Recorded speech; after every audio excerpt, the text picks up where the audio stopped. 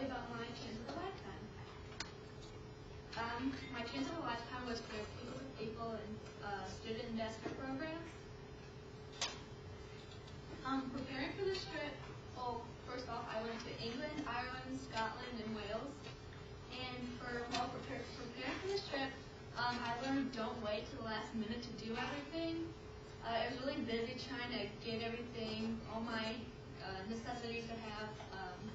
So as I was narrowing down to a few weeks left, and then fundraisers, I had to plan my own fundraisers so I could have money for the trip, because that's part of the organizations that you had to plan your own fundraisers to help you get your money. And then we also had to learn how to wash your clothes and things, since where we were, there weren't really like any places like wash machines that they had. The day of departure, we departed from St. Louis, and we got there, and then we went from Chicago, and then we finally got to Heathrow, England. The London Eye, it doesn't stop moving. It's 443 feet high, and they can fit like 25 people in each capsule. And then it's the largest Ferris wheel in the world.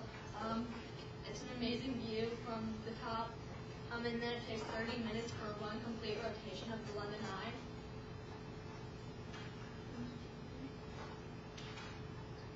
This was just like an interesting building that I took a picture of. And then Buckingham Palace. Like, I don't know if you can see it, but there's like a flag on the top of the palace, and that flag like indicated whether or not the Queen was in the palace or not. And at the time we were there, the Queen wasn't in the palace. She was actually in the United States. And then changing of the guards.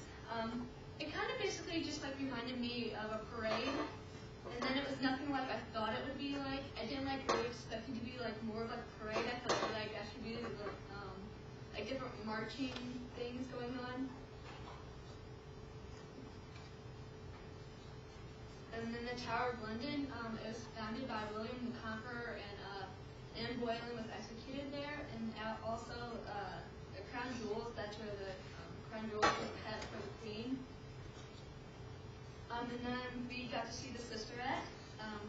The theater times are actually all the same throughout all the theaters in England. So they all like start at the same time, and then they all get out at the same time, no matter where you're at in England. And then the difference between their theaters and our theaters here, that theirs are more like casual and like not so fancy on the inside, like compared to like the Fox Theater, like where it's like really detailed. And then casual, like for you could just like dress casually for their theaters, like but like our theaters you have to like dress up more for. And then Covent Gardens, street entertainers. They like at first they actually all thought they were like actually like statues until like you actually like walked up to one of them, and like all of a sudden they just like move on you.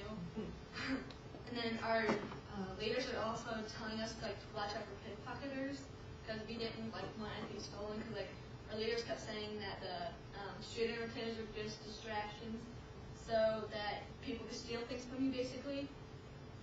And then basically it's just like the whole Covent Garden just like reminded me of like a big flea market, like it had just like different tiny stores here and there.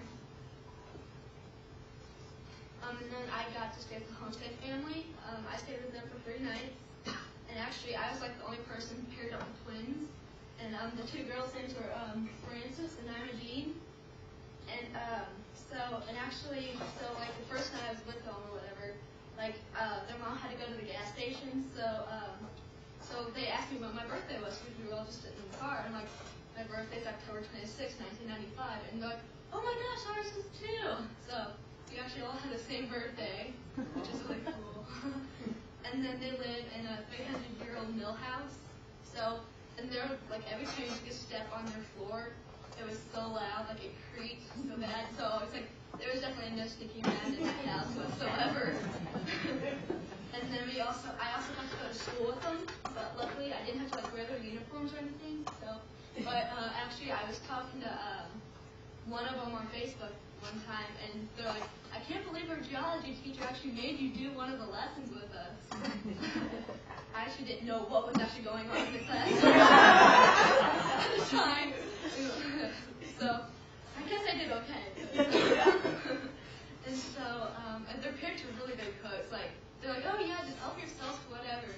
So they were really big cooks. And then we just like had a general assembly with them.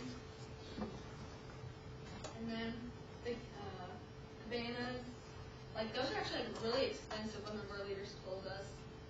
And then like the tide, it was out, and so therefore it was just so awkward to see just like boats like just sitting there on the rock and not like in water like I usually see them. And then Oxford University is England's oldest university that they have there.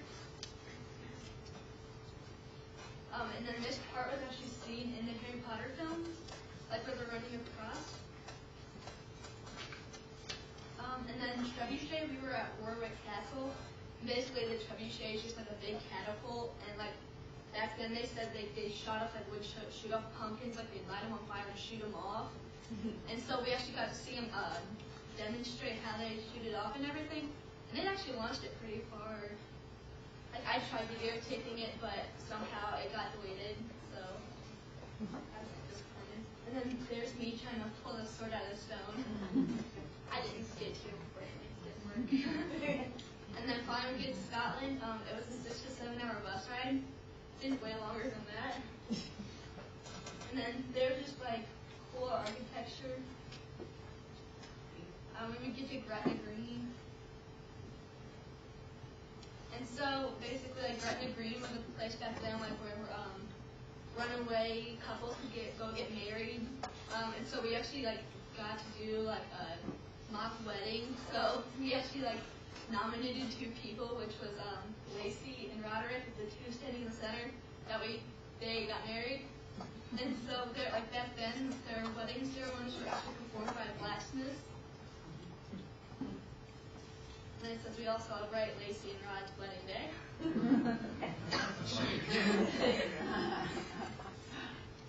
then we get to go to St. Andrews Golf Course. It's the world's most famous golf course.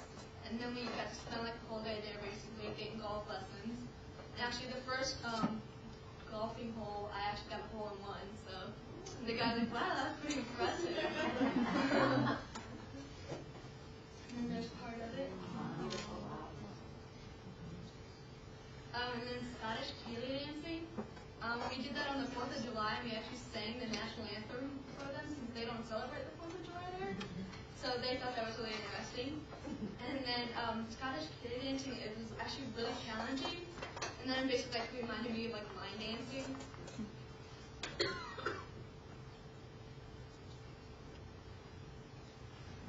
And then service projects. All People to People trips do a service project. Basically, we picked up trash, like we went around Pitlocker, Scotland, and just picked up trash like around their parks and everything. So it's like really windy, as you can see, like my hair in one picture looks like all over the place. And then sheepdog demonstrations. We went to this one farm, and like they like showed us how they like herd up the sheep with the dogs and everything. We got to shear sheep, and it was really fun. And then we got to feed their lambs that they had there. And then searching for the Loch Ness Monster, the boat ride was actually really scary because like we were just on this tiny boat and like the waves like just like massive on Loch Lomond because that's where we went. And then of course you probably all know that the Loch Ness Monster is just a legend.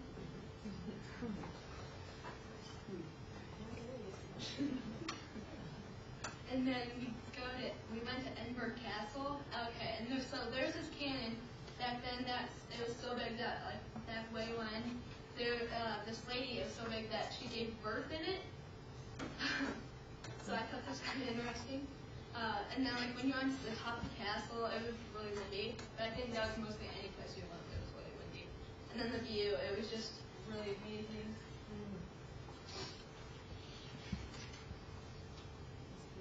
And then Wales, we were in Wales for 2 days.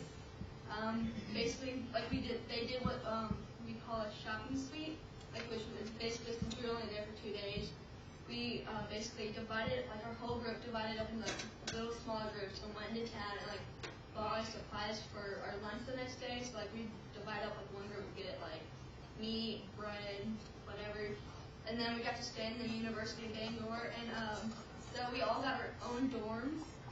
So that was the only time like we all got our own separate rooms. And then a day with the full-on team. Basically, they're just like a confidence building group that they help you build your confidence and everything. And then we got to learn Welsh, which I forgot how to pronounce anything because it was so complicated. And so we also got to break boards with our hands. But I forgot to break my board, I meant to. But so we got to break boards with our hands. So that was really fun. Like no one thought we could do it. But then all of a sudden, like we all just started breaking boards with our hands. It was really fun. I tried to use it as a threat against my brother, but it doesn't work. She's like, whatever.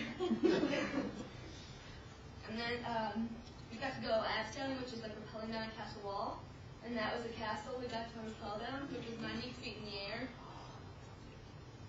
And then, so abseiling, if we go in the castle wall, obviously. And then it was really, really scary, because basically you're just like standing like on the edge of the castle wall, like 90 feet in the air, hanging on to like a little post basically until the guy just tells you to let go and start leaning backwards and letting go, just like walking down the castle wall. And I'm like, it took me a few times to actually start walking down, because I was like so freaked out about it. But like when you're on top of the castle, it was like so pretty, because like there was like the ocean and everything. It was really pretty. And then how do we go to Ireland? And then like there's like lakes like all through the mountains and everything, and they were carved by glaciers. And there was 5 connecting lakes. The world's longest station name. Okay, we've actually learned how to pronounce that, but I forgot how. But underneath it says what it means, and it says the Church of Mary in the hollow of the white hazel near the fierce whirlpool, and the Church of the tides filled by the red cave. Is what it means. And then Cosby Farm is basically a farm we got to go to for the day. And it was just like a day of fun. We got to do all sorts of stuff. First thing we did when we got there, we made Irish soda bread. Bread gone wrong was basically the person that was helping us make the bread. She said that when you didn't like stir the buttermilk and the flour good enough, that when you went to go bake the bread, that the bread would turn green. But luckily nobody's bread turned out green. And then also we also got to try the buttermilk, because like no one's really ever tried buttermilk. So I didn't get to try it, but people said it didn't taste very good. They said it tasted like sour milk, basically. And then peatbog, peatbog is like equals like our firewood here, which is what they use for their firewood. And basically it's just a big mud hole where it grows in that. So we all had to like just basically walk around in a lot of mud. And like at some point it was like up to you like past your hips. It was so deep. And then hurling is not like getting sick or anything. And like it was like really complicated, because like it was a combination of like basically every sport. And so we played in the pasture there at the farm, so we kind of had to watch where we were stepping, so we didn't step in anything, because like there was like horses and sheep and all that fun stuff. And then it was really challenging, because like at points you had to like hit the ball, and I don't know, it was like really weird. And like you had to like roll on the ground. And then Irish dancing, it was definitely fast paced. Like we weren't very good at it like the first few times, but then eventually got the hang of it. And then again, it was like line dancing, like how Scottish dancing was. And then we got to have a ride in the countryside.